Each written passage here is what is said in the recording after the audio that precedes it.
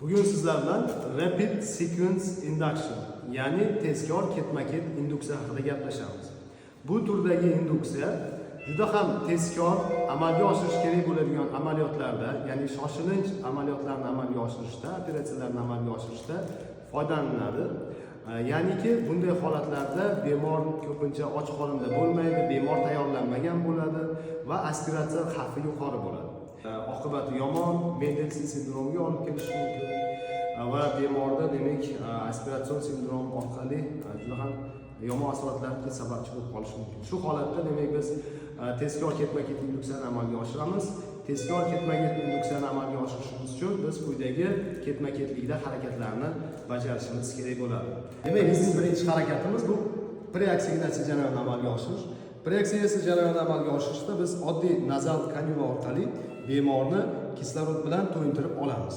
Mana demak 4-5 litr minutiga kislorodni ochib, bemorni 2 minut davomida preoksigenatsiya jarayonini amalga oshiramiz.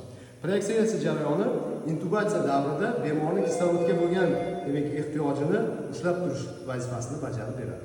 Ma'lumki, rejali ravishda amalga oshiriladigan operatsiyalarda dast avval induksiya, keyin esa giperventilyatsiyani amalga oshiramiz.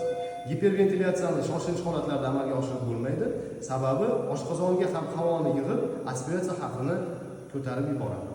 Navbatdagi harakatimiz induksiya jarayonini amalga oshirish. Induksiya uchun biz eng qisqa muddatda ta'sir qiladigan, tez ta'sir qiladigan dori vositalarni, ya'ni merolaksantlarning tez ta'sir qiluvchilari, depolarizatsiyalanuvchi merolaksant, suksinilxolin yoki vitilinni va gipnotik dori vositalaridan tezkor ta'sir qiluvchilarni tanlaymiz va bemorga yuboramiz.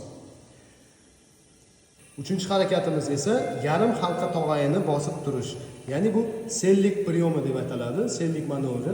Bu aspiratsiya xavfini kamaytiradi. Qanday qilib? Ya'ni aynan mana shu tog'ayini bosib turganimizda qizilongach berkinib turadi va bu oshqozondagi massa nafas yo'liga, og'iz bo'shlig'iga qaytishini oldini oladi.